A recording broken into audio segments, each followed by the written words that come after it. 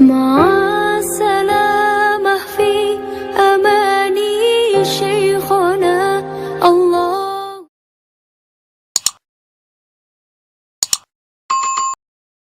Bismillahirrahmanirrahim. Assalamualaikum warahmatullahi wabarakatuh. Alhamdulillahirabbil alamin wassalatu wassalamu ala asyrofil anbiya'i wal mursalin wa ala alihi washabbihi ajmain. Amma ba'du. Sahabat channel berbagi ilmu yang dirahmati Allah.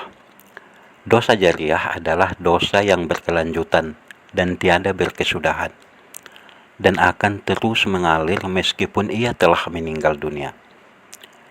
Dosa jariyah ini akan tetap ditimpakan kepada pelakunya, meskipun dia tidak lagi mengerjakan perbuatan maksiat itu lagi.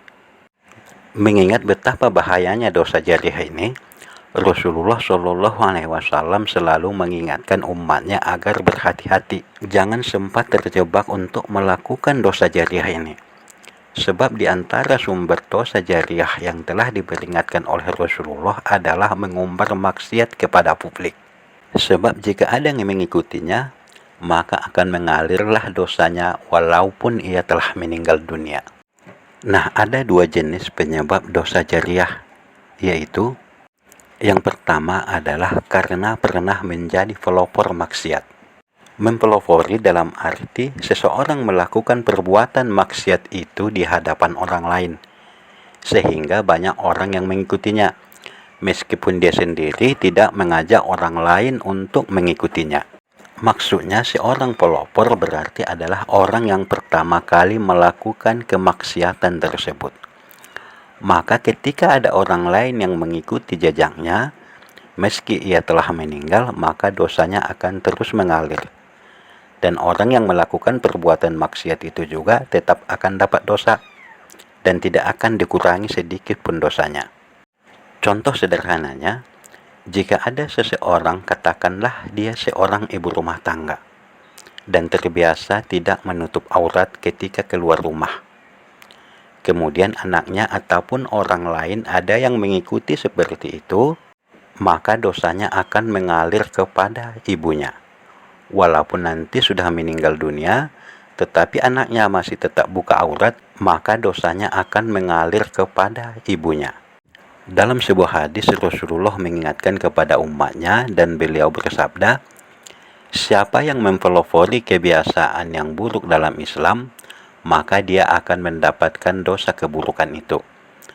Dan dosa setiap orang yang melakukan keburukan itu karena ulahnya, maka tanpa dikurangi sedikit pun dosa mereka. Hadis riwayat Muslim. Nah, kesimpulannya, orang yang berperan sebagai pelopor maksiat itu, walaupun dia tidak mengajak orang lain, tetapi apa yang ia lakukan itu membuat orang lain menjadi terinspirasi, maka ia akan menanggung dosa-dosa mereka yang terinspirasi untuk berbuat maksiat yang sama seperti yang ia lakukan. Penyebab dosa jariyah yang kedua adalah karena mengajak orang lain untuk kesesatan, ataupun mengajak untuk melakukan perbuatan maksiat. Beda halnya dengan pelopor maksiat. Penyebab dosa jariyah yang kedua ini adalah secara terang-terangan mengajak orang lain untuk melakukan perbuatan maksiat ataupun kesesatan. Maka ketika ada orang lain yang tertarik mengikuti jejaknya, maka ia akan menanggung dosanya hingga akhirat kelak. Contoh sederhananya, ketika seseorang mengajak orang lain untuk melakukan maksiat, katakanlah untuk meminum minuman keras, maka dia akan ikut menanggung dosa orang yang ia ajak tersebut.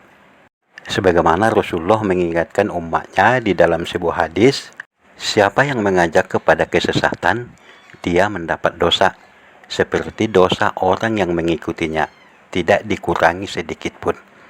Hadis riwayat Ahmad dan hadis riwayat Muslim. Kedua hal ini begitu membahayakan bagi kita. Maka lebih berhati-hatilah dalam bertindak. Jangan biarkan diri kita melakukan perbuatan maksiat, karena kita akan menanggung beban dosa. Padahal kita tidak melakukannya, melainkan karena orang lain yang mengikuti jejak kita. Maka dari itu, mulai saat ini, marilah kita membangun pahala jariyah dan hindari dosa jariah. Semoga bermanfaat dan semoga menambah khazanah ilmu bagi kita. Wabillahi taufiq wal hidayah. Wassalamualaikum warahmatullahi wabarakatuh.